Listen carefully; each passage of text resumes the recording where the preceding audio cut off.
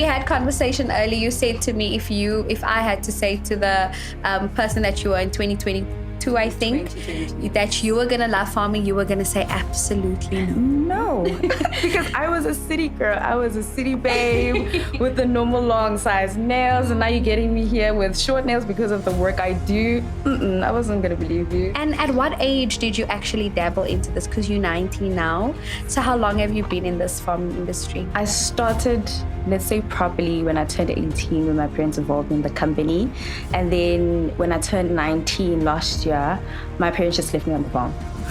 One December, they just left me there. So I'd say properly when I was 19, but I started when I was 18. Very interesting, very interesting. So how did you convince your parents that, listen, I want to be part of this? Give me a section to actually, I don't know if you are controlling the entire farm or owning the entire farm or the business of it. How did you convince your parents? So I actually didn't convince them. I finished writing my finals last year. And then when I finished, I just went onto the farm to help, started getting involved. We were planting at the time, so I was learning, okay, this is how you plant this is how you plant this. And then one day my dad was just like, I'm out of here. Wow. You got this. He saw the vision. He saw the vision. And yeah, he left me there in the heart of the busiest time on the farm. And he was just like, you have this. And he left. Wow.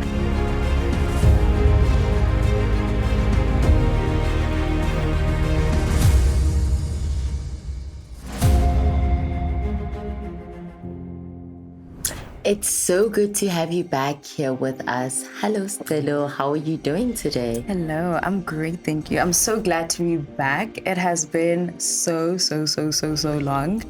I'm happy to be here. Awesome. So for those who may not know who you are and what you do you mind telling us a little bit about what you do, where you farm, where your farm is located?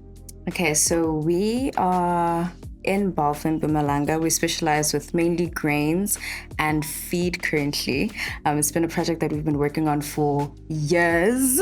And finally this month, we finally launched our feed range. So we're currently busy with feed, grains, and a little bit of fresh produce as well. So your Harvard squash, your watermelon, your tomatoes, just your quick, easy cash crops. Okay, so you mentioned feed and grain, right? What does that entail? How does it look like? Who are the people or what are the animals that use those types of crops? Okay, so with the grains, it's just your main commodities. So your maize on a large scale, your soybeans on a large scale, your sugar beans, not as large as the maize and the soybeans. So that's the grains that we mainly work with. And then with the feeds, we actually utilize what we plant. Oh, nice. Yeah, so That's our awesome. own maize, our own soya, and then you obviously source everything else, put it together, mix it up. We've been creating our own feed for the past 3 years. 2021. Yes. That was a long time ago. That's actually a very long time ago. So we started making our own feed around 2022, if I'm not mistaken. And 2023, that's when we started being very intentional about, coming up with our formulas and testing this and testing that with our own livestock. So we've been trying out everything and we finally got an amazing recipe late December 2023 and we've stuck with it. We have seen the results with it. Nice. And right now we have pig feed, we have your weaners, your growers, and we have feed for your livestock, your cows, your sheep, your goats. And yeah, it's been such a fulfilling journey, watching how your animals grow from literally a baby and just watching them grow until you can actually sell them off or slaughter if you have to slaughter. And you're literally looking at them like, goodness, I did that. This is my feed. Yeah. So yeah, that's been the process. No, that's amazing. So you mentioned the animals that you guys feed as well. So are you also into livestock farming or just solely focusing on the crop production and the feed now? All right, so the beginning, our farm has always been very mixed. So there was always livestock, there was always grains, we also have a butchery on the farm. Oh, nice. But we had a bit of a rough season in 2023, the 2023-2024 season. That's when we had a huge drought in our area. We planted around if I'm not mistaken, around 150 hectares of maize. Okay. And we didn't harvest a single knob, a little grain, nothing. It didn't even germinate. So you can imagine that entire season, we have 5 dams on the farm. All 5 dams went dry. And it was not a good season. It was a bit of a rough season. And during that rough season, we were advised to just tone down on the livestock. So that's what we did. We just toned down on the livestock, and eventually we're just like, nope, let's cut it off and just focus on one thing. Right. So we've always been into livestock, but after that bit of a rough season, we just put a little bit of a hold on it. But we're slowly coming back to it now that it's looking good again. The dams are full, the water's good. Our borehole also went dry during that season, might I add. Oh no. Our main borehole went dry. So we really just had to recover. Yeah. But now we have pigs. We're back with pigs. Okay. So we're slowly coming back. Slowly but surely recovering and coming back. No, that's amazing. So you mentioned the drought and, basically having to tone it down a little. What would you say you learned from that process? Because, planting so much crops and not having a single one might be emotionally, mentally, and financially strenuous. So what would you say is something that you've learned that was difficult, but was a lifetime lesson from that journey or time? Sure, that is such a beautiful question. And I feel like what I can say is diversify your streams of income. Don't put your eggs in one basket. Yes. Don't do it. We learned the hard way.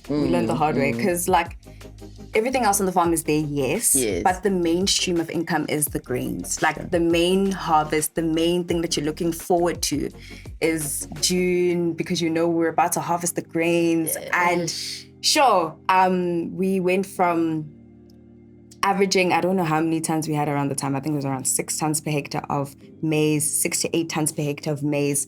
Nothing. Literally nothing. We had to look for companies that we can sell silage to, and we had to cut down all the maize and create it into silage. With the soya, it was even worse. We were harvesting around 0.5 tons per hectare. From 4 tons to 0.5 tons. My babe, think about how much you had to put into those fields for you to yield that. So that entire season really showed us that you need to really diversify your streams of income. So that's when we started really intensifying the feed process, because we might have cut down, but other farmers can't cut down because they're just looking at the animals. So they had to find ways to feed their livestock because the grass is now dry. The grass is barely growing. How are we going to feed our livestock? So that season was really just diversify Chomi, because you can't put all your eggs in one basket. Yeah, and it's also like insurance. We run away from drought insurance as farmers. I don't know if you've heard that conversation before, because of how costly it is. It's really, really, really costly. And it's like you're going to pay that much money and then you won't even claim that year. And it's like, you know what I'm saying? But if you have the means to insure your fields, please do insure them. But if it's a bit shaky, just diversify. Broaden your streams of income. So you mentioned that from the maize, you guys created silage, you said. What is that? Do you mind expanding a little bit on that? So I can't really say much about it. Because this was mainly my dad's project at the time. But what I can say, what I know about silage is it's used to create feeds for your livestock. So it's like opulumbila. Word for that. That's right. It's a good.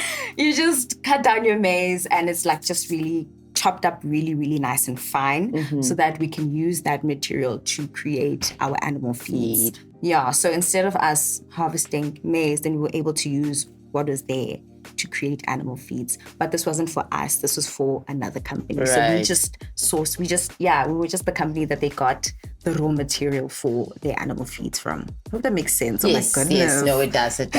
And then tell us a little bit more about what your day-to-day looks like on the farm. You mentioned pigs, you mentioned a butchery, you mentioned crops. So on a typical day, how do you start your day, what you do during the day, and how do you end your day to make sure it's a successful day?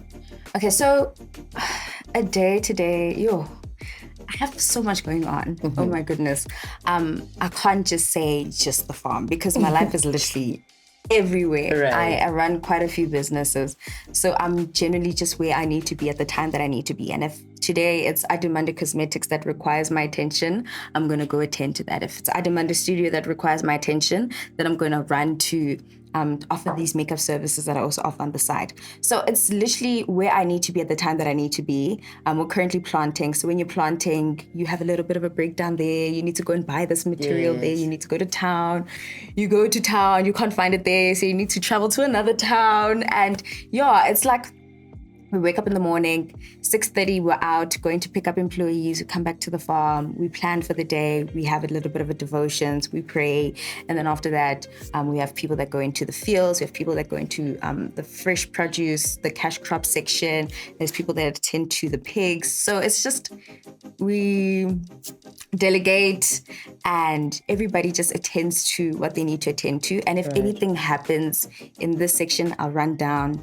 If they need something and I can't attend to it, my dad will attend to it. If my dad is not there, then I will attend to it. If we're both not there, then my mom will attend to it. So it's like, we are where we need to be at the time that we need to be. But that is because we also plan in advance. Right. So you plan in advance and you lay down the plan. During devotions, we lay out the plan. This is what we're doing. This is what we're doing. And if anything comes up, then that's where we come in and we just attend to the things where the employees cannot attend to. I hope that makes sense. No, it does. It does. And you mentioned that you obviously do more than just agriculture. What are your other passions? Are you doing any? You mentioned businesses. So what other passions do you do? And are you studying? Are you working? How is your schedule generally set up? So I'm currently studying. I'm studying at WITS. Oh, nice. Yes. I'm studying psychology and media studies. Very, different, right, from what you do. Yes. But what I absolutely love about my degree is I work with people. Okay. Psychology is you're working with people. And when you're on the farm, you're working with people. Literally everywhere, you're working with people. So you get to understand the different personalities that you're going to come across, how to work with these kinds of people. You understand the background of how these people are the way that they are. And you understand how to approach these people. And then the media studies degree is mainly about, advertising. And that's why social media marketing I love it so much. And my degree is also just backing that up with the marketing section of the farm, marketing section of my own brand. I also have a few other companies. One main one is Adamanda Studio. I recently went to go get formal training for this company. Nice. So I'm not just a makeup artist anymore. I'm a professional makeup artist. Well done, girl. Thank you. Something that I've been passionate about ever since I was 15. I was 14. Okay. I had my first makeup client at 14. Oh, wow. And this is just a business where I just express myself. Right. It's just for fun. It's an outlet. Yeah, be a girl. Don't think about it too much. Just have a conversation with a beautiful lady and make her feel beautiful. Encourage her if you can encourage on the day. So I'm just a girl. And I just do what I want to do. I love to hear it. So with all these things that you handling, there's school, there's your businesses, there's the farming. How do you juggle everything? How do you stay afloat? How do you mentally cope? How do you emotionally cope? And how do you keep afloat and make sure that you're not spreading yourself too thin or exhausting yourself or burning yourself out? Because, rest is crucial, it's important, but also growing career-wise and your passions is just as important. So how do you juggle everything? I love this question. I'll start by talking about my weaknesses. Okay. I had a little bit of a season this year. I've been on and off of social media. Okay. If anybody has noticed on Instagram, I've been lacking so bad. And I think it was around June where I just delete everything. I delete Instagram, delete TikTok, Facebook, LinkedIn, everything. I was like, I can't take it. Guneng ending year one. And I was like, no, I know my limits and this is where I cut it off. And one thing that I learned during that season is know your limits. Don't push yourself too much because you're going to push yourself too much. and you're going to start falling behind on other things because you don't have energy for everything at once. During that time of me going off of social media and just coming back to myself, I also moved away from the businesses, all of them. I literally had to, you know what, you guys got this, you know what to do. I'll be back. Yeah, you know how to market and everything, like, so I'm stepping back because I know my limits. And during that season, I did go look for psychological help because I could see that I'm weak and I can't keep doing this. So I've actually been seeing a therapist from July. Oh, nice. The best decision I've ever made in my entire life. Wow. Because now this person exposes you to you. To you, yes. And it's just through conversations. Like, no, Scelo, you have a problem with saying no. And that's why you're in this position right now. Scelo, you don't know when to stop. Ooh. And that's why you're here right now. So if you know that you do too much and you don't know your own limits, if you have the means to get a therapist, please get a therapist. If you have the means to go seek psychological help, go and do it. But another thing is, in order to balance everything out nicely, understand the strength that you have and show up with the strength that you have. Right. Don't overcommit yourself because my dad loves to make this analogy of a cup. You are pouring into cups, and let's say you have 5 cups and you're trying to pour into all 5 at once. There's energy that's going to spill and get wasted because you're trying to manage 5 things at once. Right. But if you focus on the first cup, you fill up that cup, you pick it up, go right over the first cup, you pour into that cup, and then it pours into this cup as well. But you're moving from a full cup. So max out in this space. And if you have energy to give, then come into the next space. So with me, I have energy for studies right now. Right. I'm going to focus on my books. And as soon as I'm done, then I'm going to rush back to the farm and attend to everything there. And once that is fine, if my Adamanda studio needs me, then I can rush back there and attend to that. But if I can feel that I'm weak, I'm going to cut something off. Yeah. I'm sorry. Something has to take a back I'm also Superman. I'm not Superman. I'm not a superhuman. I am literally just a girl. Literally. Just a girl. I'm just a human, and we need to understand our limits. I don't know if you've noticed that most entrepreneurs end up in hospital a lot. Yes. And that's because of stress. You end up with anxiety, lower back pain, chronic stomach pain. Why? Because we're constantly anxious because we need to be at 6 million places at once. And sometimes you just need to draw the line and say, no. There's nothing wrong with saying no. Absolutely. This is so powerful. I think you're right.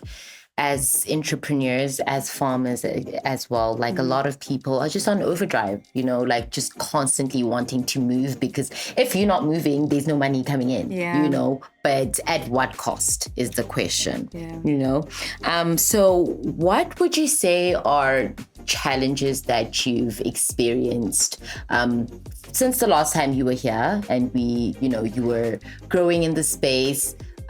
Versus currently is, what are the challenges, and where do you see that there's a lot of issues or problems arising in this agricultural space that you're in?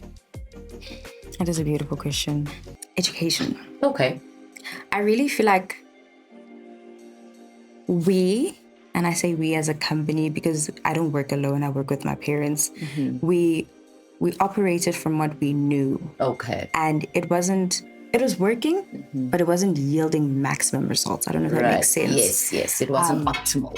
Yes. So there's like some things that go well, but there's other things that you can see, man. And again, it's like this. There's no improvement. Exactly. Like how you can't be averaging 6 tons per hectare for 2 years in a row, like 3 years in a row, like something is not okay, you know? And we have farmers that live close by that are averaging 9 tons per hectare. And you're like, okay, goodness, there's something that I'm not doing right. Yes, and that's when my dad embarked on this journey of education. Oh, wow. And he just went high and low looking for different kinds of education. And he dragged us on this journey of educating ourselves. We went to seminars, we read books. He got this other mentor as well. Mentor was amazing. He would stand with him and educate him on so many things. He'd come back home, sit down. Let me tell you about this. Let me tell you what I learned. Let me tell you about this. And we just sit there and just talk about what he's learning and how we can implement this, not just on the farm, but even in our personal lives. Oh, wow. You know, in the Bible, in Matthew, there's this Bible verse that says like 30-fold, 60-fold, and 100-fold. And we talked about that in the field. There's like, you can just plant and not fertilize in a certain way, or not prepare your soil in a certain way, and you can just get 30-fold. But if you prepare your soil a little bit more and you fertilize a little bit more, then you get 60-fold. Right. But then you go test your soil, you look for compatible seeds, you put in the right fertilizer, you prepare your soil properly, and you ensure that the weather's good. If not, find ways to irrigate, and you get to 100-fold. Wow. So it was just a season of really learning and finding ways to max out within the space that we have. Right. Because we're still recovering from that drought that we had, that R1 million loss. Yeah, not even millions that went down. So now we are trying to optimize with the space that we have and with the resources that we have, so we can yield maximum results within what we have capacity for. Right. And I feel like it's a huge problem, especially in the agricultural field, majority for people that lack education and people that just enter into agriculture, because people think you just put your seed in the soil and you're fine. And it's not like that. There's so much that goes into it. Very interesting. And with that being said, what would you say is one of your proudest moments, or one of like successful moments that you look back at and really like pat your shoulder and give yourself a hug to say, oh my God, well done, girl? So I went on a very deep journey last year. Just literally shortly after I left the interview, which was around May. My mentor was like to me, Scelo, you have a good business. You have a very viable business. Your business is ready for funding. You just need to learn how to present yourself very well. Right. And in 2 minutes. He was like, you must sell your business idea to me in 2 minutes. And I had to go and learn how to write a pitch deck with precision. I had to learn how to speak about my business in just 2 minutes.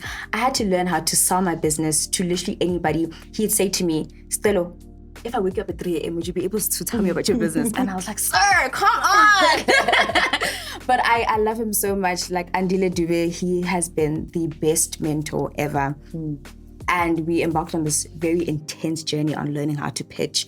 And I entered 3 pitch competitions, received funding from 2. Oh, wow. Well done. And thank you. And then one of the competitions, it had 3 rounds to it. I won the first round, and then I unfortunately fell off at the second round. So but that was honestly one of my proudest moments.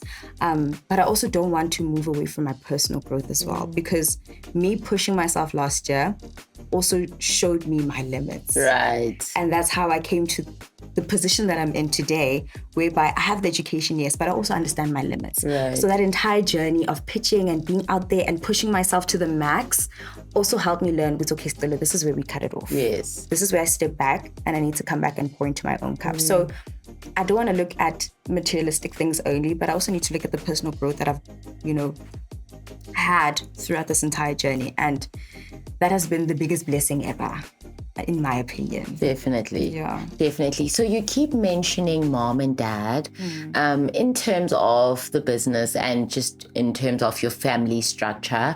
How do they play a role in who you are, in your businesses? And do you find yourself leaning on them for support? I am, because they are. Oh. I am, because they are. The person that you see today is a reflection of who they are and the work that they have done. I've always been an entrepreneur. Okay. Literally, I started my first business. I think my sister and I were like 5 and 7, oh, wow. 5 and 6. This girl and I were like, we don't have money and we know how to make doll dresses. So we made doll dresses, and my parents were like, go for it. Oh, nice. Yes, and we made a nice post, and my parents were like, no, we'll put it up for you, baby. Ooh. They put it up for us. We went to work with our little dresses and showed up their colleagues and everything. And at one point we had a conversation with them on our businesses and where did we get it from. And they were like, no, I also used to sell this in school. I sold this in primary school. I sold this in high school. I sold this at tertiary. And still to this day, my parents are entrepreneurs. Right. My mom left work in 2019, towards the end of the year. And then my dad was retrenched a few months after that. And after my dad was retrenched, they were just like, no, we're not going back into the corporate space. Like, we're going to be entrepreneurs. And that was in 2020. And we're still moving forward now. So honestly speaking, I run to them for literally everything. There's nothing that I don't pass by them for. Business advice, how to approach clients. I approached my very first big company through their guidance and assistance. Wow. And on top of that, my dad put me in that man, 2023, he was just like, girl, I'm out of here. And he just stepped back. Situationally so, there was just a lot going on and he had to attend to other things. And he was just like, girl, you got this. You know, and I'm just there like, how batung luna. This is like a business running millions in the most hectic season in December. So December, the butchery was full blast. We're processing orders over 150,000 Rand per day. So I'm processing those orders. I'm making sure that they're delivered on time. I'm making sure that it's packaged on time. I'm making sure that employees are on the farm at the right time. I'm making sure employees get back home on time. And during that season, employees are like, girl, you're bringing us here early. You're taking us back late. When are we going to cook? And I was like, oh my goodness, now I'm cooking for employees. And on top of that, we had fresh produce as well. So now we need to sell that fresh produce. And my dad was like, girl, don't do that. I had to go to Spa and Pick and Pay. My name is Mama. This is what I have.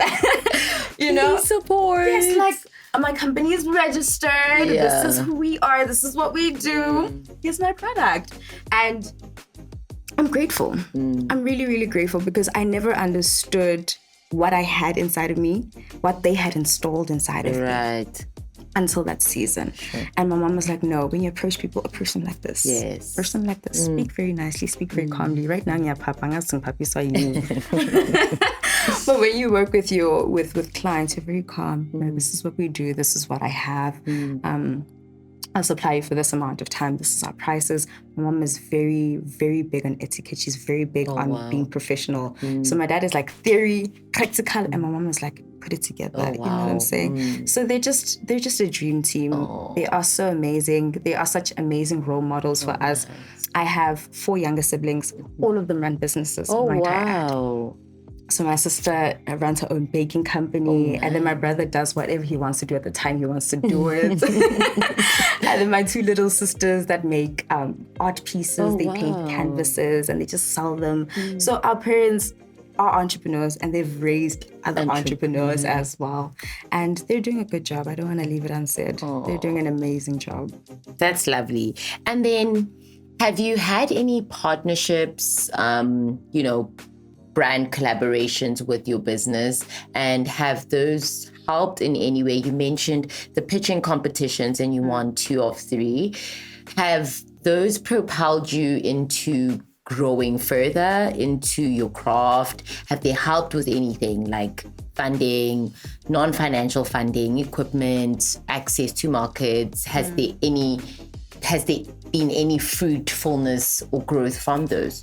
So I'm currently a part of the Alan Gray Orbis Foundation. Alan Gray? Yes, the Alan Gray Orbis Foundation. I'm a candidate fellow. I have a scholarship from the Alan Gray Orbis Foundation. So they're currently paying for my studies at school. Nice. And they also have this really intense entrepreneurship incubator program. Literally, they are raising entrepreneurs and they are equipping us intensely. Wow. I get so emotional whenever I think about the Alan Gray Orbis Foundation because of how much that they've done for me personally and how much that they've done for my family as well. So we literally, every 2 weeks, kuna submission of some sort. Every 3 months, there is a workshop, a very intense workshop. You get there at 9, you leave at 3. Like, they are so intentional and they are really, really, really equipping us.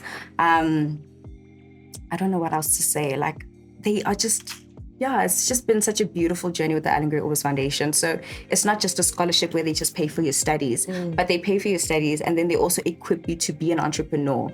And they also support your business. If you have a business that's running, they do support your business. They have pitching competitions every single year. So you can just join a pitching competition. And if you have a business, they give you a mentor to help you with that business as well. So the Alan Gray Orbis Foundation, I will preach until the ends of time. So if you are currently in high school and you are an entrepreneur, please do apply for the scholarship with the Allen Gray Orbis Foundation, please. And if you're in high school and you need a scholarship as well, apply. Thank you for that. And then in terms of your community, you mentioned your farm is located in Balfour, in Mpumalanga, right? Does the community support? Do they buy your products? Are these people that you also find strength in, or are you mainly just supplying stores and outsourcing your produce? So we work with shops inside of the area. Okay. So there are shops that we've worked with for many, many, many years, and they are just, those are my friends. You're not just business partners anymore. But I know that, listen, as soon as I have stock, I call you and you're like, yes, bring it in, no questions asked, because you understand the quality that I produce. So those are key partnerships there. The community, yes, we do have, a few people here and there that we do work with, especially back in the day where we also had livestock. The community was very supportive of that. But my dad is also very intentional about supporting people around him as well, right. Especially after that season of learning what he learned. He has been such a huge, he's everywhere. As soon as somebody says, Simelane, my dad is like, say less. You know what I'm saying? Let me help you with that. Simelane, I have a problem with weeds like this. No, try this, try that. So we do try to be as involved as possible. And the community is so cute, man. Yeah, we're like family. They're like family. I'd love to hear that. Yeah. And then what crops or plants do you specifically produce, and where can people find these? Like, if people want to support, people want to buy directly from you and not through the retail stores that you supply, how can people access that? Right, so we currently have grains in storage. So if you want maize or you want soya, don't be shy, reach out. My Instagram, I am Scelo Simelane, Facebook, TikTok, everywhere I am Scelo Simelane. You will not miss me. I'll be on the top. What is I am Scelo Simelane? Ngilapho phezulu. But also with animal feeds, we have your feeds for your cows, your pigs, your goats, your sheep, any kind of feed. We also have that as well. We're currently producing Hubbard squash, a little bit of spinach. I'm not too sure on what else we want to add, but so far, it's mainly just the Hubbard squash. So again, I am Scelo Simelane on all social media platforms. You can just send me a message on social media. Literally everywhere, I am Scelo Simelane. You will find me there. I will respond. I am now back on social media. Wow. And as Young Farmer, we obviously have a large platform to assist people like you who are in the agricultural space. What kind of assistance do you need from platforms like us, from governmental organizations, from anyone looking here, watching this today and thinking, you know what, I have a little bit of extra finances, or I have some farming equipment or grain knowledge or feed knowledge. What is it that you guys need and how can we help? I feel like the main thing that we are really trying to master is education. There's no use of you going out to plant without having the entire brief and the entire layout of what it is that you're trying to achieve. You're not going to be able to dream big if you're not exposed to the magnitude of what it is that you want to dream of. So we are really just working on educating ourselves on what are the opportunities available, because currently we just work with markets. But if there's like direct supplying, that would be amazing, with their own requirements, with their own courses. I don't know if you've seen the program that Woolworths has where they like actually equip you and then you end up supplying them as well. Wow. Stuff like that, I really feel like is so beautiful because you get education and you have a market immediately afterwards. Do you understand what I'm saying? So I feel like that would be the best part. And finance is always going to be there, Bandla. Finance is always going to be there. But even with the finance, you need to be educated on what your financial statements need to look like, on what your business plans need to look like, because companies are not the same. I can fix my financials and they'll be suitable for this bank, but they're not going to be suitable for this company. Right. So we can get approval for finance from this company, but we're not going to get approval from this company because their requirements are different. So education, everything comes back to education and being exposed to the requirements that different companies want, that the crop wants, that the market wants. So right now, I just feel like companies could just come clean and just say, hey, this is what I want. And I have a course. I'm going to give you the course and I'm going to give you a chance to learn. And then after that, show me that you've learned. Right. And then we can start moving into the finance section and then sign off deals, whatever. But what we need more than anything else right now is just education. That is very powerful. And yeah, education is very important. It doesn't matter what sector you're in, you know. And then what would you say is the long-term vision for your brands, your farm? Where do you see yourself in 5 years' time, in 10 years' time? Is this a legacy brand that you're building? What is the long-term vision? This is Bible verse, Genesis 13 verse 14. Guys, I'm a Jesus girly.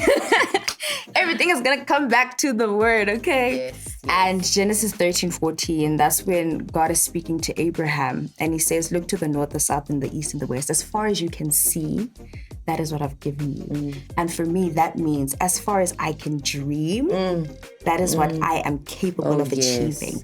God would not give you a dream that you cannot attain. Amen. Do you know what I'm saying? So for us right now, commercial farming, my dad always says I'm extremely ambitious, but I want 50,000 hectares just to Bambisa. Just to start off. Do you understand what I'm saying? Why not? But I'm a bit greedy. I will say, 50,000 is a bit greedy. I will say. But think about my kids, think about my grandkids, think about my great-grandkids. The generational. Do you understand what I'm saying? Building, yeah. Make it like a very big family cooperative, if possible, you know. As far as I can see, that's what God has given me. Very commercial farm, creating a brand from the ground up, a brand that will last generations. Our demand is not just for me. Our demand is for the generations to come. It's for my kids and their kids and those kids and hey, until the end of time. And the farm this is just our starting point with the farm. The farm is looking into different innovative ideas, different technologies, and we're just currently slowly but surely incorporating the evolving world, the tech automation section right now, and we are looking to penetrate that market and build a legacy that's going to live even beyond me and live even beyond my kids and their kids and those kids, you know what I'm saying? So that's the goal. 5 years from now, I don't know, like a young 5,000 hectares. Yeah. You know, nothing major. It's like small, you know what I'm saying? A little bit of livestock there, a little feeding lot there. Another thing that I'm really looking into is organic farming. I've mentioned this before, and we do it on a smaller scale. It was our goal with the fresh produce, but that drought fortified us, okay? And organic farming is the end goal because the amount of things that go into our food is scary. An average of 2,900 chemicals go into our food from the time it's a seed until it goes onto your table. Oh no, 2,900. 2,900 different chemicals. Seed to table. That entire processing space. Sure. Then we have chronic illnesses, we have cancers, we have diabetes, all these hypertension.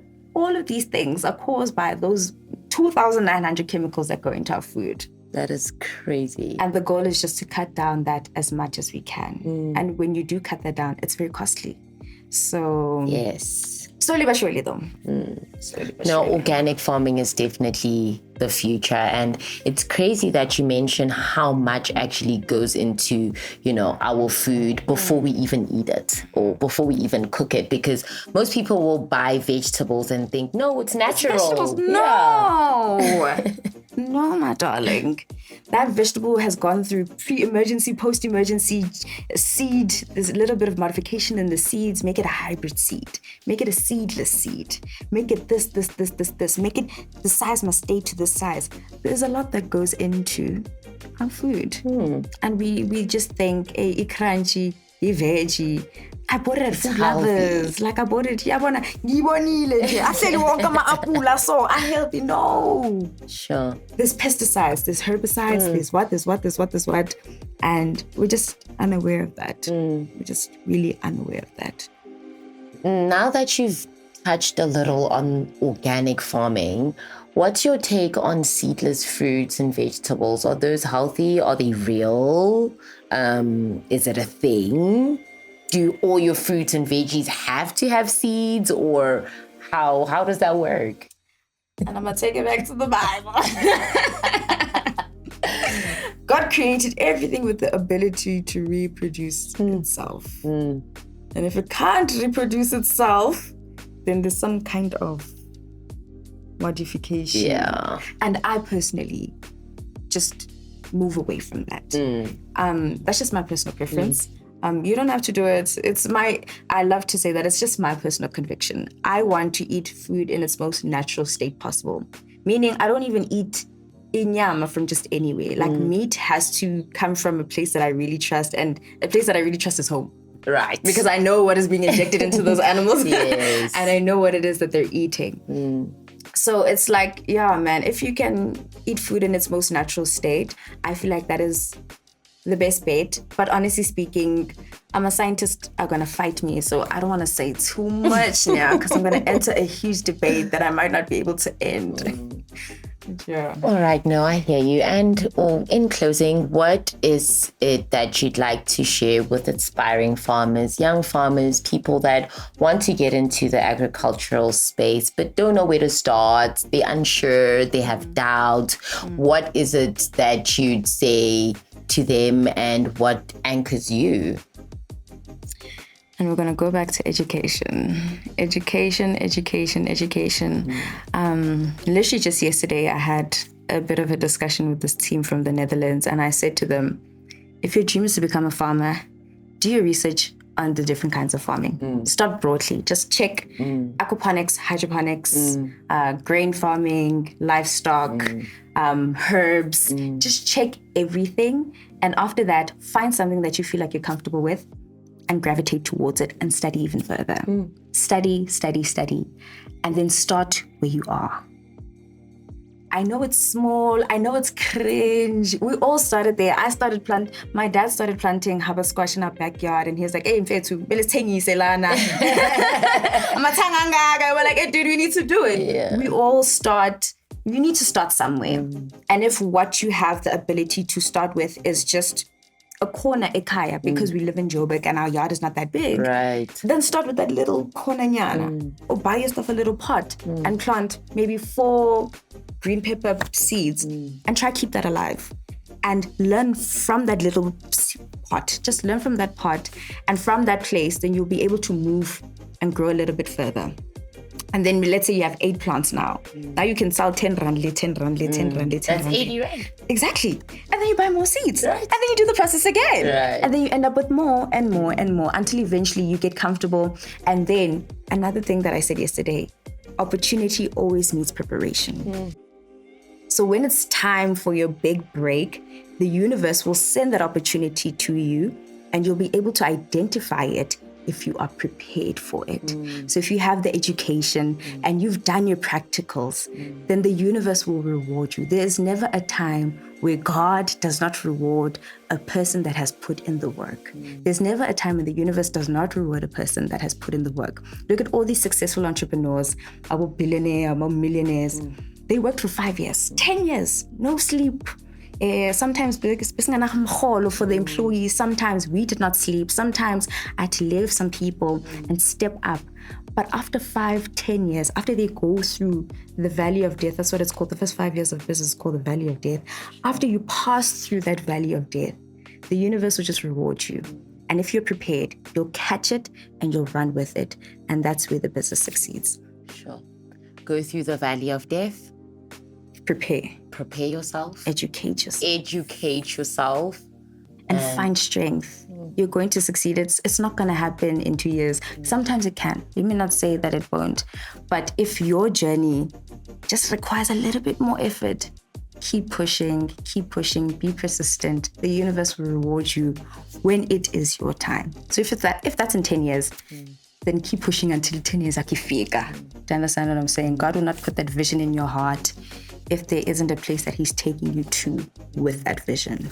Oh, beautiful. Thank you so much for such beautiful and heartwarming words. We really appreciate having you here, and we look forward to collaborating with you further and seeing you grow, seeing that 50,000 hectare farm, girl. That's what I'm talking about. But yeah, it's been so lovely, and thank you. Thank you so much for having me. I had so much fun, and yeah, can't wait for us to come.